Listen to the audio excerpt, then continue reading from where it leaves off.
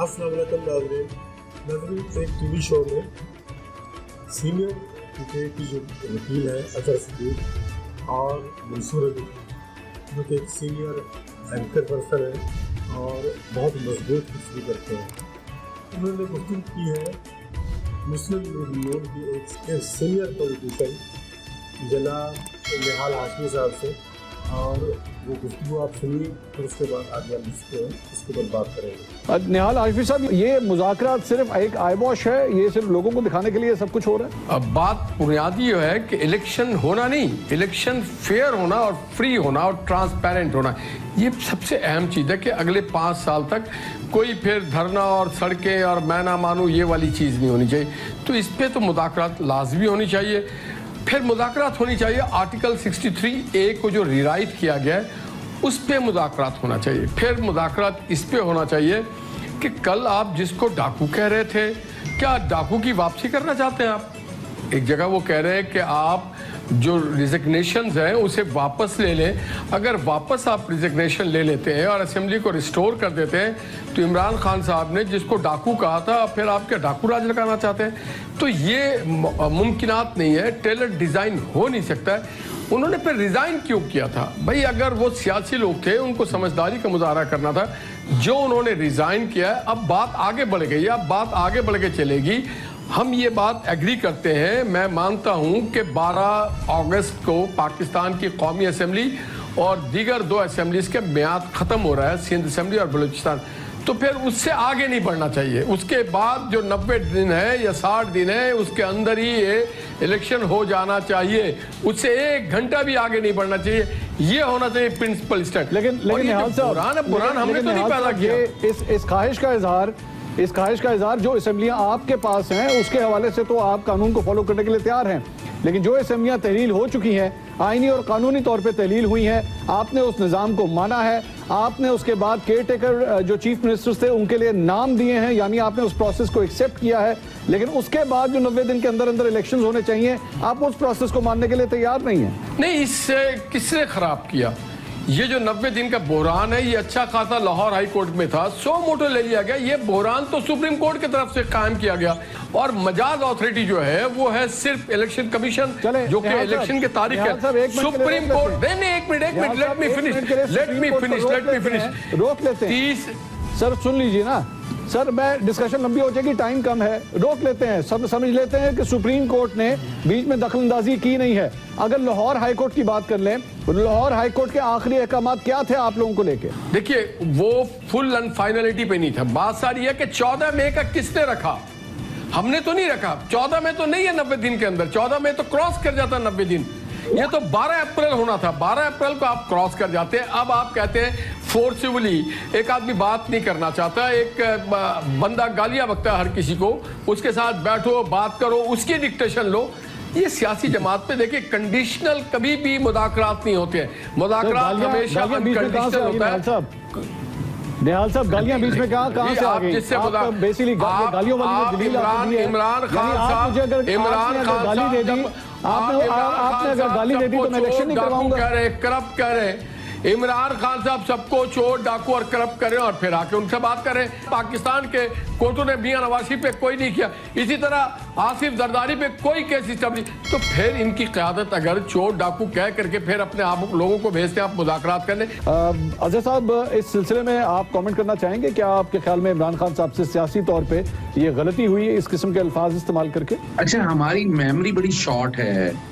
पेड़ फाड़ के पैसे निकालने के मोदी का जो यार है वो गद्दार है, फिर आपको ट्रैक्टर ट्राली, पता नहीं क्या क्या लफ्ज, और जो मौलाना फजलुर रहमान के बारे में अल्फाज इस्तेमाल करते हैं वो इमरान खान साहब के नहीं है, वो ख्वाजा आसिफ साहब ने ये अलकाबात उनको नवाजे थे। तो ये तो जरा ये जो समझिएगा, यानी ये जो बैठ के आप अंदाजा लगाएं, सीरियसनेस देखें आप। यानी ये नहीं चाहते कि आइन पे या कानून पे अमल नहीं करना, हम अलकाबात पे जाएंगे, हम अल्फाजात पे जाएंगे। ये सीरियसनेस है इस मुल्क के सियासतदानों की। यानी ये लम्हा फिक्रिया है कि हमें आइन और कानून की कोई परवाह नहीं है। और बात बड़ी सिंपल सी है, आगे चलती है बातों को लेकर। यानी एक बात तो बड़ी वाज़ेह होगी कि आइन नहीं मानना। जुल्फिकार अली भुट्टो साहब का दिया हुआ आइन था, 90 दिन के अंदर इलेक्शन होने थे। और आपने बड़ा जबरदस्त सवाल किया, लाहौर हाईकोर्ट का फैसला आज भी मौजूद है कि जिसमें 90, और मैं बताना चाहूँ सबसे ज्यादा कसूरवार इलेक्शन कमीशन है। इलेक्शन कमीशन वो इलेक्शन कमीशन के साथ मिला हुआ है। अभी तक बातें हो रही थी फ्री एंड फेयर। मुझे ये बता दें इस इलेक्शन कमीशन ने आते क्या किया है? ट्रांसफर, पोस्टिंग, रोटी स्कीम, पर्चे, यानी 86 पर्चे तो पंजाब हुकूमत ने दर्ज कर दिए हैं। ये निगरान हुकूमत एंटी करप्शन। लेकिन अजय साहब इलेक्शन कमीशन तो कह रहा था कि 21 अरब रुपया हमें दिया जाए, सुप्रीम कोर्ट के ऑर्डर्स हैं, लेकिन जब उनको 21 अरब नहीं दिया जाएगा तो फिर वो इलेक्शन किस तरह मुनक्किद करेंगे? मैं यही तो आपके सामने रखने लगा हूं मैं। देखिए ये काम इलेक्शन कमीशन ने करना था। इनका आर्टिकल 220 इसलिए दिया था उनको, आर्टिकल 218(3) इसलिए दिया था, सुप्रीम कोर्ट ने इस्तेमाल किया, यानी यही वो उनको। और इसी तरह section 10 contempt of court act का दिया था, लेकिन तौहीन अदालत का वो तो इमरान खान और इन लोगों के खिलाफ इस्तेमाल करते रहे। इलेक्शन कमीशन नालायक तरीन इदारा साबित हुआ है। अगर ये सारा काम इस वक्त बुराई की जड़ वो इलेक्शन कमीशन है, ये उसकी जिम्मेदारी थी। और मैं तो जो गवाह हूं इस बात का कि लाहौर हाई कोर्ट में जब डेट देने का कहा, ये भाग गए, इंट्रा कोर्ट अपील की, आपने डेटें नहीं देनी है। अब किसी भी अगर आज एक अच्छा मुझे क्योंकि मैं आखिरी पोर्शन में वाज़िर साहब ये बताइए, अगर ये मुज़ाकरात फेल हो जाते हैं, अगर किसी डेट के ऊपर जो है वो अमल दरामद या आपस में कोई फैसला, मुतफ़िका फैसला नहीं होता, क्या वज़ीर आज़म के खिलाफ तौहीन अदालत की कार्रवाई शुरू हो सकती है? जी बिल्कुल, तौहीन अदालत की दरखास्तें तैयार पड़ी हुई हैं। यानी कहां लिखा है इनके अंदर के इलेक्शन सूबों के और वफाक के इकट्ठे होने चाहिए? There is not a single provision and I challenge it and I own it कि ऐसी कोई प्रोविजन मौजूद नहीं है। और अगर कोई ऐसी प्रोविजन थी तो कोर्ट के सामने इतना बहस करते रहे अटॉर्नी जनरल रहा।